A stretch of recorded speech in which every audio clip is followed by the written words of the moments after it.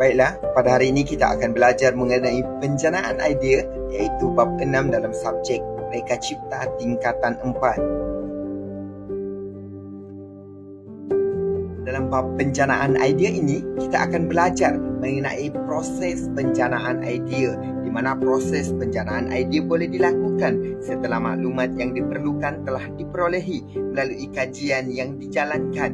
Teknik berfikir ini dapat membantu untuk menggalakkan proses penjanaan idea melalui persoalan dalam penjanaan idea.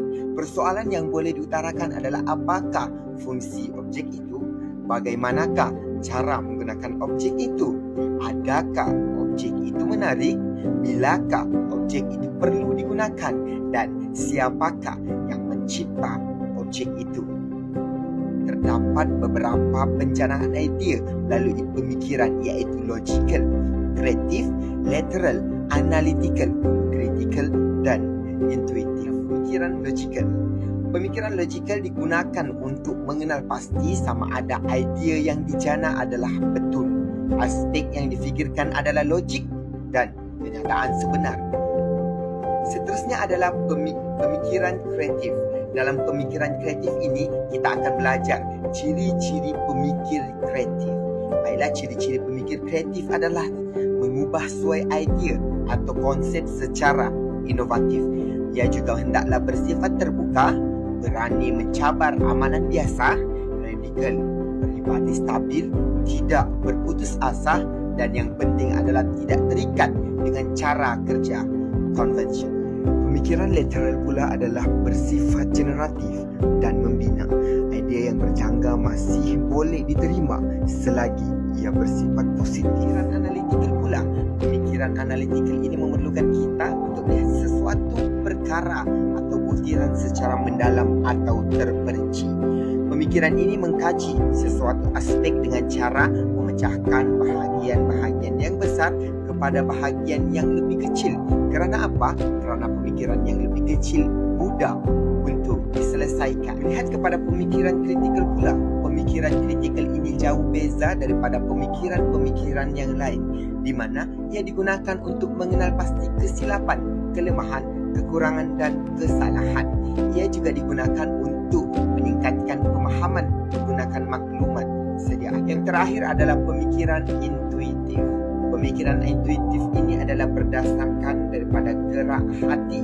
Dalam keadaan ini, keputusan yang dibuat dengan mengikut suara hati dan keadaan tiada maklumat langsung atau maklumat yang tidak lengkap. Seterusnya kita akan melihat kepada kaedah penjanaan idea. Terdapat 3 kaedah penjanaan idea, iaitu sumbang saran, perbincangan, dan kritikan.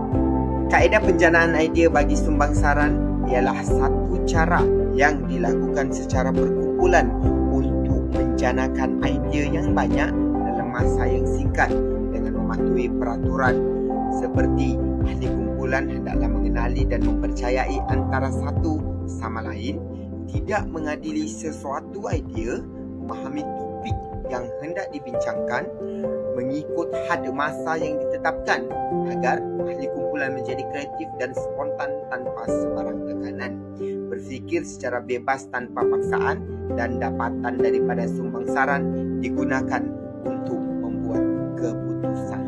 Perbincangan pula dilaksanakan secara dalam kumpulan untuk mendapatkan idea atau kata putus tentang suatu isu. Peraturan dalam sesi perbincangan ini termasuklah menetapkan topik, idea yang menjurus kepada penyelesaian masalah, bincang dan bahaskan setiap idea yang serta dicatatkan. Setiap idea harus mempunyai data-data atau maklumat sokongan. Setiap idea yang terbaik akan dipilih. Yang terakhir adalah sesi kritikan. Sesi kritik bertujuan untuk mendapatkan maklum balas daripada orang lain mengenai reka cipta atau idea. Ia dapat membantu dalam pembinaan idea yang lebih baik dan juga mengenal pasti kelemahan. Peraturan dalam sesi kritikan ini iaitu melantik seorang pengerusi atau ketua, membentangkan idea mereka secara individu atau kumpulan dalam masa yang ditetapkan, melakukan kritikan selepas selesai pembentangan idea, mengambil tindakan terhadap kritikan yang diterima untuk tujuan membaiki kelemahan